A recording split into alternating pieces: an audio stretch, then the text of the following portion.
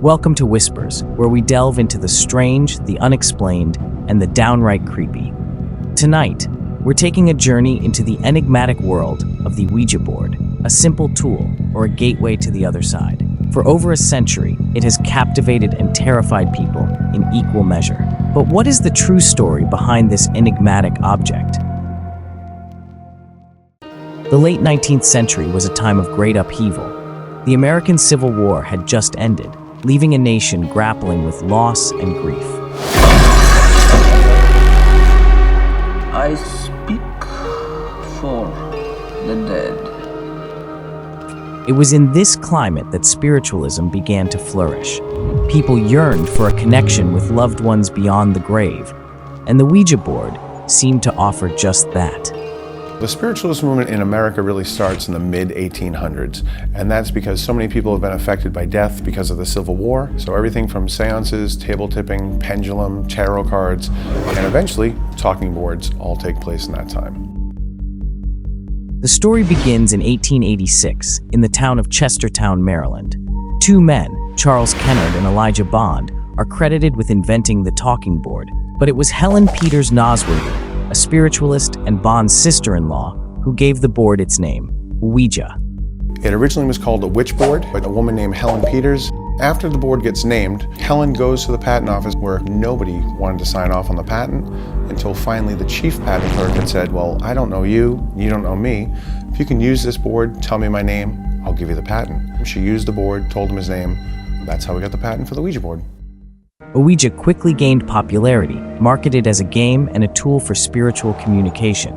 It was a time of fascination and fear, as people flocked to seances to experience the board's supposed powers firsthand. So talking to the dead in 1890 was seen as normal. So if you walked into a house and you saw a whole family playing the Ouija board, you'd think, cool, I'll saddle right up there and ask questions. While Charles Kennard and Elijah Bond are credited with inventing the Ouija board, it was William Fuld who truly brought it to the masses. A shrewd businessman with an eye for opportunity, Fuld, along with his brother, saw the potential in this peculiar talking board. Intrigued by the spiritualist craze sweeping the nation, the Fuld brothers acquired the patent for the Ouija board from the original inventors. Recognizing its potential as both a game and a tool for spiritual connection, they embarked on a journey that would change their lives forever. William Fuld's intentions were good, if good meant dollar signs. The self-proclaimed Presbyterian soon became a millionaire, but his newfound wealth came at a ghastly price. Just 3 years after the two signed their contract, William Fuld completely cut his brother Isaac out of the talking board business, igniting a lifelong blood feud between brothers.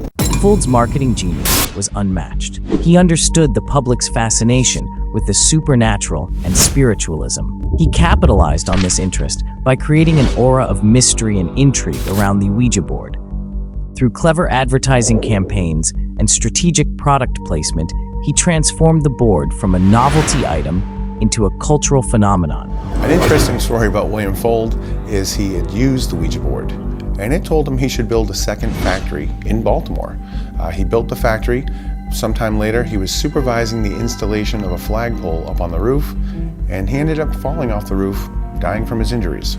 On his deathbed, he told his family not to sell Ouija. Well, 39 years to the day, on the anniversary of his death, the family did indeed sell to Parker Brothers here in Salem, Mass. Ouija, it's just a game, isn't it?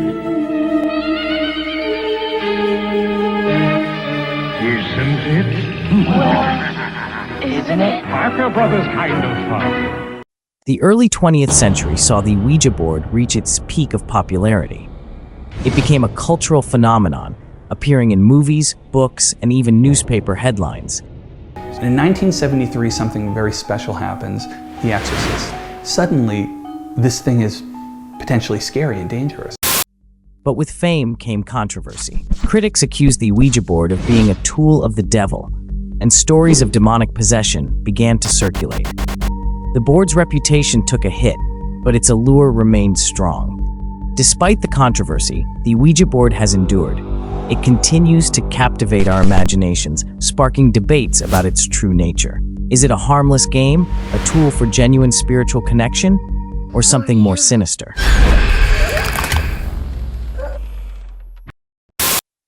And there you have it, folks.